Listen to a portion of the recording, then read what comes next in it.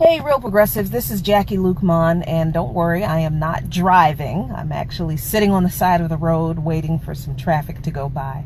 But I wanted to talk to you for a few minutes today about the true reach of private corporations and private companies in America's criminal justice system. So last week, we really celebrated the DOJ's announcement that they would stop relying on private contractors to run some of their federal prisons. And we were all celebratory that they were going to phase these companies out. Hey, Peggy, and that their stock prices, the stock prices of these private prison corporations plummeted. We were all celebratory about that. The problem with that is that private corporations have a much greater reach in America's criminal justice system than we would like to believe. State private prisons too, James, absolutely right. Because when I heard that news, I thought about this jury that I was on several years ago. This young kid who was accused of I think attempted murder. And all of the evidence against him seemed like it sort of fit until the prosecutor got to the point where he says that this kid had the time to leave D.C. and go to this little town more than 90 miles south of Richmond, Virginia in less than 2 hours. I immediately knew that was bull because my hometown is 90 miles south of Richmond and it takes me 2 hours to get from home to there. So there was no way this kid could have committed the crime. But the problem that I remember about this was the fact that this kid sat in jail for more than a year being charged with a crime he didn't commit, first of all.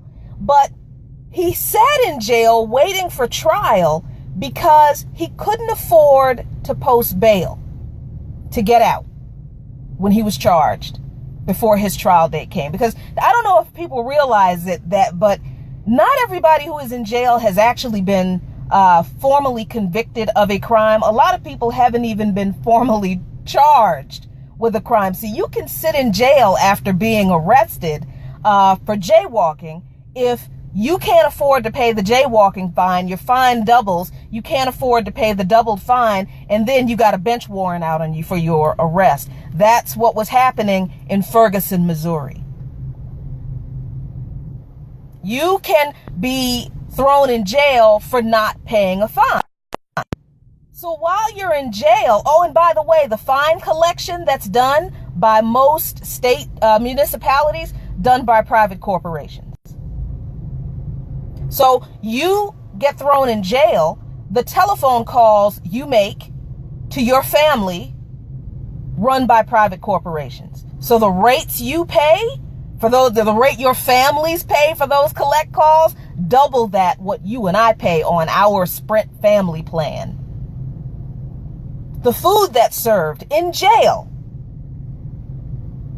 private corporations. The health care that's provided in jail, private corporations.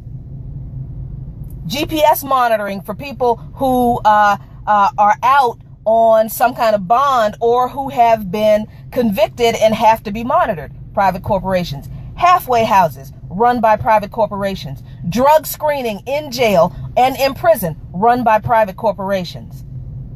DUI classes, anger management classes run by private corporations. Every aspect of the American criminal justice system, with the exception of the courts themselves, are run by private corporations. And the way they make money is by making sure that there are a lot of people to provide those services to. Think of it as catering. If you're a caterer and you have to decide which party you're going to cater, you can choose between three. You can choose 10 people, you can choose to cater the party for 15 people, you can choose to cater the party for 60 people. Which party do you think you're going to choose to cater if you're trying to make some money? You're going to choose to cater the party for 60 people.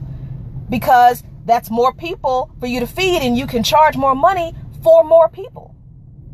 The private industries that provide services to jails and prisons work exactly the same way. That is why they have lockup quotas, so they can be guaranteed that they will make money.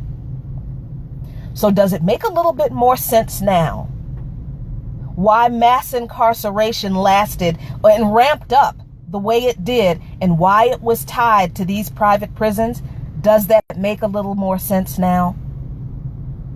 Does it make a little more sense now why municipalities like Ferguson, Missouri would issue people tickets for jaywalking and then lock them up for not being able to pay a $50 ticket for jaywalking? Does that make a little bit more sense now why we still have debt to prison in the United States? It's all about money. But please understand, the people being targeted to prop up these companies and make them their money, it's not middle class and wealthy Americans. No, it's poor white, poor black, poor Latino people. And it's disproportionately black people, because who listens to us? Yes, poor white people are caught up in it too. Poor Latinos are caught up in it too. But poor black people have always been the people that this country has looked to make money off the backs of, because who cares about what anybody does to us? And the fact that other people are thrown into that mix too, well, it's collateral damage. That's the price we pay for making money in this country. So while we celebrate the Department of Justice making this move to end their relationship with private corporations, understand this other thing. The Department of Justice is only talking about 13 federal prisons. They're not talking about all of their federal prisons in this announcement they made last week. Just 13.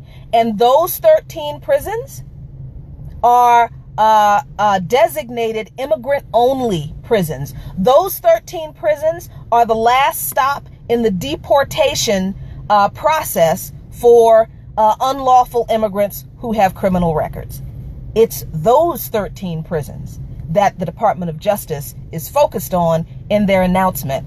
Not all of the private companies and corporations that are involved in providing every service that exists at every level of the criminal justice system in this country, including the two major corporations that are the focus of this issue in the first place, Corrections Corporation of America and Geo Incorporated. Those two companies also provide services in jails and prisons at every level of the criminal justice system. That's why after their stocks plummeted, their stocks rebounded a little bit. This is a good thing. I'm not saying it's a bad thing or it's something that we should just go, oh, this is not a big deal. No, this is a good thing, and it's a step in the right direction. What I want you to understand, real progressives, is that it's a very small step. It's not the only step that needs to be made, and there's a lot more that needs to be done at state and local levels in the criminal justice system that is required to correct this problem of private companies and state and local municipalities making money off of locking people up. Another reason we don't care about what happens to people and the kind of treatment they receive at the hands of these private companies, because they treat people like garbage. The Mother Jones investigation into private prisons and how they treat people it was shocking. The ACLU investigation, shocking the abuse. But we don't care about that, because in this country, we like to lock people up and throw away the key because we believe that everyone who is in jail is guilty. Never mind that everyone who is in jail hasn't even seen their trial date yet. And we believe that everyone who's in prison is guilty and not only deserves to be there, but deserves the horrible treatment. Because once someone has committed a crime in this country, we don't even believe they're human beings anymore. We are the most industrialized and advanced country in the world. One of the most. And we have the most archaic attitudes and policies about criminal justice and punishment. Our system is based on punishment. That's it. There's no rehabilitation in our criminal justice system. None. Someone commits a crime in this country, we have given up on them, we've thrown away the key, and we're fine with that. That's why we don't care that entire industries have made billions of dollars off of locking people up, and politicians have helped them do it. So it's a really quick live stream for me today because I am sitting in waiting for this traffic to move, and it's finally moving so I can get to where I'm going. But stay informed, real progressives. That's why we're here, to give you not just the headlines, but the facts behind the headlines that the mainstream media is just not going to tell you. Yes, this Department of Justice announcement about their ending these contracts for these federal prisons, it's a great thing. It's a great step in the right direction. But understand, these 13 prisons are merely the tip of an enormous iceberg, and we cannot think that this one thing is going to solve all of these problems, because it's not.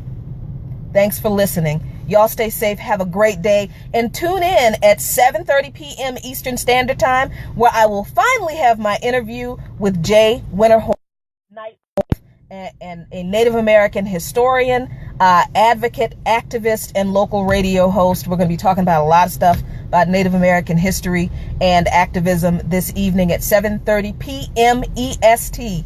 Thank you so much. Have a great day.